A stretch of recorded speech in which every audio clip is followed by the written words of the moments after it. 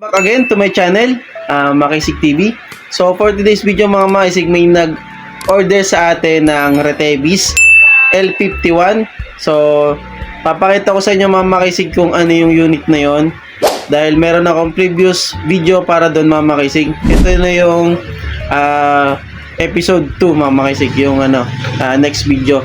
So tara mga Makisig, kunin natin yung L51 dun sa ating lagayan. So let's go. Ito, meron tayong mga natitira pang mga radyo dito mga Makisig. Yan, tulad dito, Cygnus, UB86, Global PTT, ito, VHF na TXU 700, Retevis NR330D, Global PTT, ito yung TXU G63 natin. Yun, ano din mga Makisig, ibang brand naman to, Kanglong. At saka meron din tayong LAN PTT mga Makisig nasa likod. Ayan. So ito, Retevis natin mga Makisig. Panin natin to. Ito pala mga Makisig is in order na sa atin. Ito po ay brand new. Yan. In order sa atin yan ni Idol. Yan, nasa sa messenger. Si Idol Ryan. Yan, big shoutout sa iyo Idol Ryan Delgado. Yan, ito yung ating Facebook page. So kung hindi ka pa naka-follow mga Makisig sa ating Facebook page, yan, search nyo lang po Makisig TV 2.0 at ito po yung ating vlog. And sa Facebook page yan mga Makisig, please supportan nyo po. At ito po naman yung ating yan, ang ating YouTube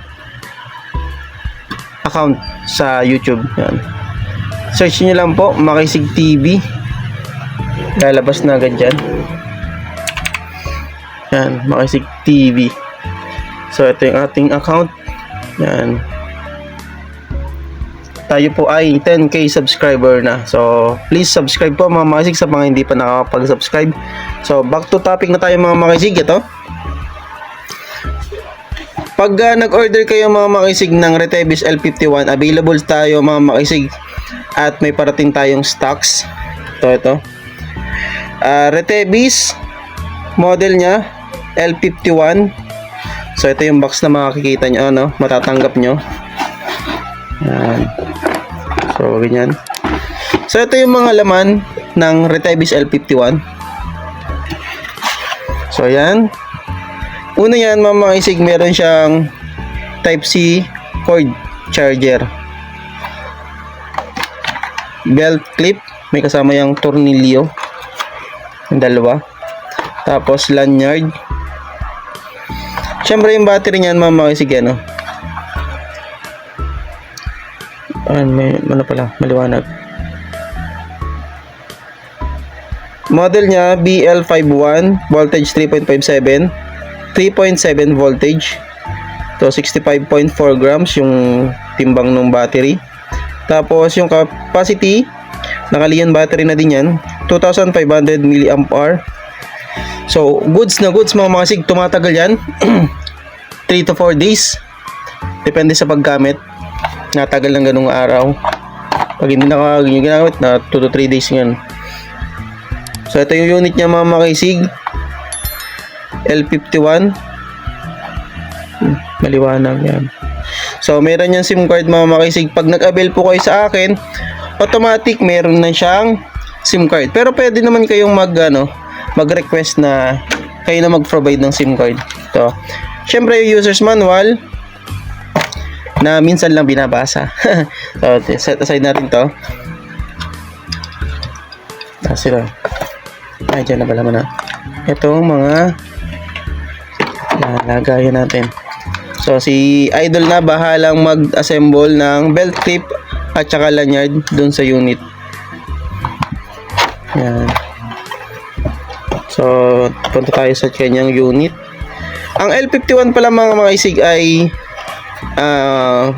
may dalawang klase, may S at saka L51. So ito ay L51 lang mga Makisig, wala siyang S sa dulo. So pag naglalagay kayo ng battery, paglagay muna kayo ng SIM card mga Makisig, meron siyang dalawang SIM card dito ilalagay yan. micro, nano at saka yung natural na SIM card. So ilalagay nyo po ay nano SIM card, yung pinakamaliit. So yung nasa right side SIM 1, nasa left side ay SIM 2. So lagay nyo lang yan. Meron naman yan cut sa upper right, upper left pala. Tapos yan, may nakalagay yun kung saan ang SIM 1 at saka SIM 2. Yan, nasa right side yung SIM 1, doon nalagay natin. So pag naglagay ng battery, patong nyo lang, then push nyo pataas. Yan, pag lumagot to, okay na yan. So sa mga button naman niya, sige, may tatlo yan. Usually ito yung open open button. Yan. Switch on. PTT. Tapos volume up and down.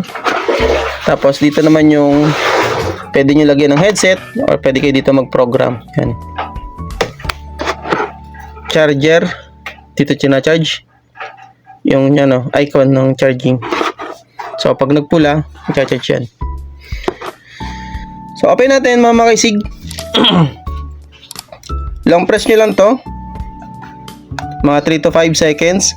Ayan, mabubuhay siya. Kita nyo umilaw din dito. So Retevis na nakalagay. Yan.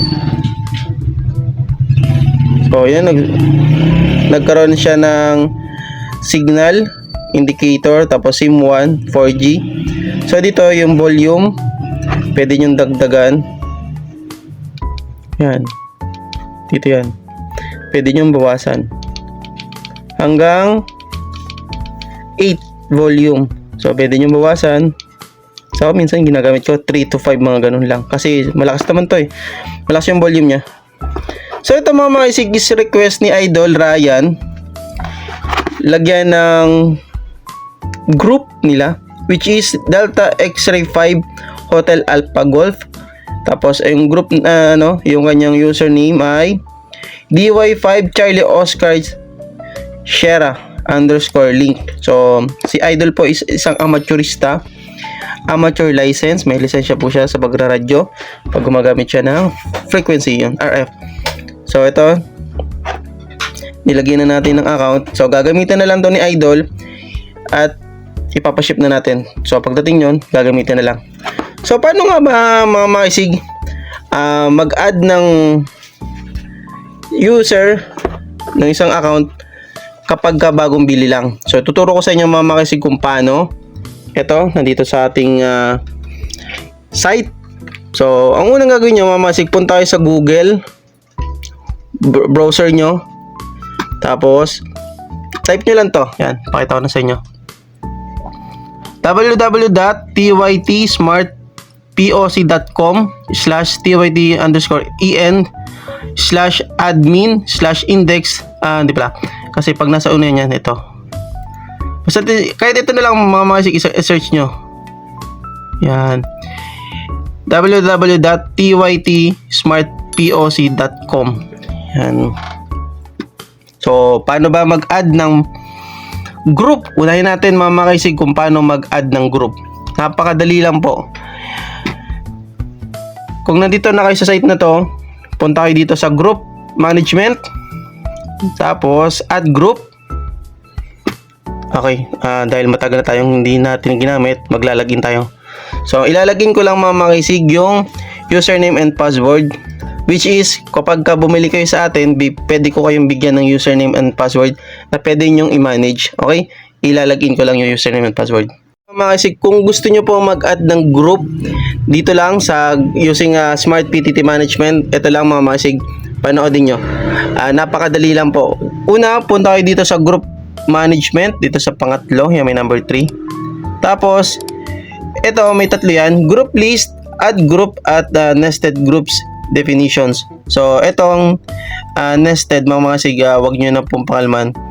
Ito naman usually ginagamit pag gusto nyo makita yung group list na ginawa nyo, dito yan. So dito pag add, pinutin nyo yan. Dito naman mga makisig sa group name, lagyan nyo po yan ng pangalan na gusto nyong ipangalan sa group nyo, kahit ano, basta hindi lalampas sa 16 characters, ganun lang po. Tapos, kung may mga user na kayo naka-add, pwede nyo na ilipat siya. Sample dito. Pinutin nyo to. Tapos, papunta nyo sa kaliwa. Yan. Kapag okay na at nalipat nyo na yung gusto nyong ipasok dito sa group nyo, save nyo lang mga makisig. Ganun lang kadali. So, check natin kung ano yung group list nitong account ni Idol Ryan Delgado. So, sinampulan ko lang yung makisig at saka DX5 Hotel Alpha Golf. Big shoutout sa grupo po ng DX5 Hotel Alpha Golf. So, may dalawa yung operations mga makisig. Modify and delete. So, pagka gusto nyong i-edit, i-modify, dito lang yan. So, gusto nyong palitan ng pangalan, pwede yan. Tapos, kung gusto nyo may tanggalin kayo, ilipat nyo lang dito sa kabila. Select nyo lang, then, yung arrow pakanan. Tapos, save nyo lang din ulit. Tapos, kung ayaw nyo nang gamitin tong group na to, pwede nyo i-delete. Tapos, okay. Tapos, delete succeed. Okay na, ito sa nabura na. So, ganun lang kadali mga makisig kung paano operate nitong group management, kung paano mag-delete at paano i-modify. Ganun lang po kasimple. So, kapag may mga katanungan kayo mga makisig about sa L51 using Smart PTT Management Platform, PM nyo lang mga makisig, comment down below kung gusto nyo pa gawa natin ng video yan. Okay?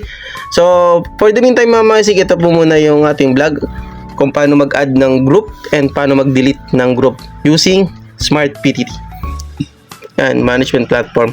So, next time natin mga makisig yung iba naman management. Abangan nyo yan mga makisig. Okay? So, big shout out muli kay Idol Ryan Delgado. Ang may-ari po ng unit na inavail niya ito. At mayroon po siyang call sign na DY5 Charlie Oscar Sierra. Isa pong amateurista yan mga makisig. At si Ryan din po ay isang member po ng Laguna Radio Group. Okay? Big shoutout sa iyo, Idol Ryan. So, kung nakaabot ka dito sa video na ito mga makisig, don't forget to like and subscribe at i-comment nyo po kung saan nakakaabot yung ating video. Okay? So, hanggang dito na muna mga makisig. Maraming salamat po. So, God bless. Ingat-ingat. Yan mga makisig, hanggang dito na muna.